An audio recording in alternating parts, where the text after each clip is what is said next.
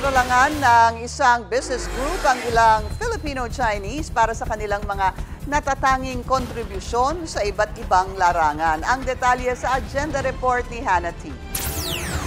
50 taon na ang relasyon ng Pilipinas at China.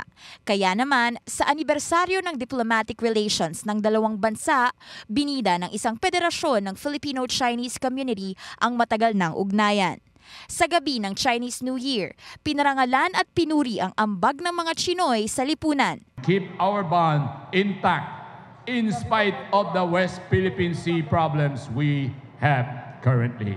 We will move forward and share understanding and love between two nations.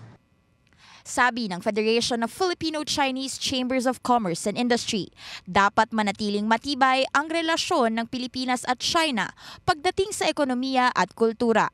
Para sa kinabukasan, pagkakaibigan ang kailangan.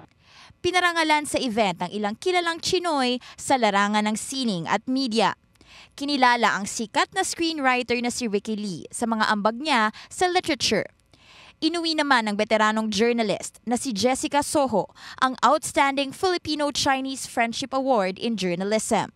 This award is special because I'm getting it on my 40th year as a journalist and because it's my very first from the Filipino-Chinese or the Chinoy community.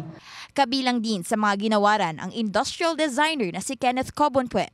Kilala sa buong mundo ang kanyang disenyo at para sa kanya, isa itong pagkilala sa tagumpay ng mga kapwa niyang Chinoy. I'm very honored to receive this award, not only for myself but also on behalf of all the Filipino-Chinese community.